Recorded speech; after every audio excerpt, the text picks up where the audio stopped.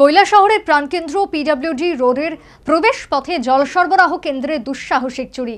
মূল্যবান ধাতব সামগ্রী ও অন্যান্য সরঞ্জাম নিয়ে গেল চোরের দল। পুলিশের ভূমিকা নিয়ে ক্ষোভ।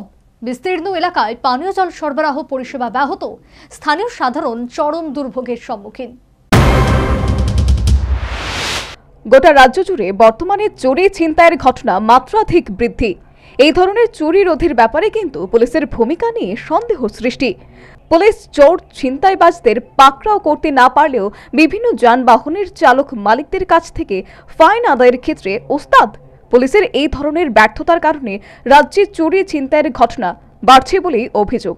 এই পরিস্থিতিতে কৈলাসহরের প্রাণকেন্দ্র পিডব্লিউডি রোডের প্রবেশপথে জল সরবরাহের কেন্দ্রে দুঃসাহসিক চুরি। বৃহস্পতিবার গভীর রাতে কোনো এক সময় চোরের দল এই জল সরবরাহ কেন্দ্রে হানা দিয়ে চুরি করে নিয়ে গেল বিভিন্ন ধাতব সামগ্রী সহ পাইপ ও মূল্যবান অন্যান্য সরঞ্জাম। ফলে জল সরবরাহ ব্যবস্থা ভেঙে পড়ে এবং এতে স্বভাবতই বিস্তীর্ণ এলাকায় পানীয় জল সরবরাহ পরিষেবা ব্যাহত হয়। এই ব্যাপারে পুলিশকে জানানো হলে তারা এসে ভিডিও করে নিয়ে গেছে বলে জানালেন সহকারী প্রকৌশলী প্রণব দাস। এবং শনিবার সকাল থেকে পুনরায় জল সরবরাহের ব্যবস্থা স্বাভাবিক হবে বলেও জানিয়েছেন তিনি। অ্যাকচুয়ালি আজকে সকাল 7:20 নাগাদ আমাকে আমার একজন পাম্প অপারেটর ফোন করার পরে জানিয়ে দেয় যে আমাকে ওইখান থেকে আমাদের দুটো সুইচ বাল্ব, টি রেঞ্জ ওইগুলো চুরি হয়, কিছু জিআই পার্ট ভেঙে যায় এবং দরজা জানলাও ভেঙে দেয়।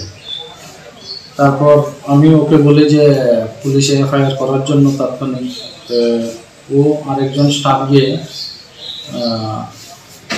থানায় ওরা জানায় যে এরকম চুরি হয়।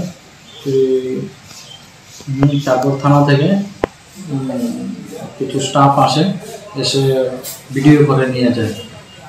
আমরা রিটেন কমপ্লেন করিনি, রিটেন কমপ্লেন বিকালের মধ্যেই করে দেব যেসব জিনিস চুরি হয়েছে। আর নর্মালি যেভাবে জল দেওয়া হয় সেটা কাল সকাল থেকে আবার ঠিকঠাক।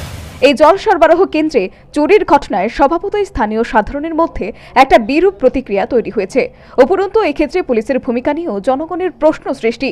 রাজ্যে ক্রমবর্ধমান চুরির ঘটনায় সেভাবে কুল কিনারা করতে না পারার কারণে চোরের দল আশকারা পাচ্ছে বলে সাধারণ মানুষের অভিযোগ। Bureau report, news vanguard.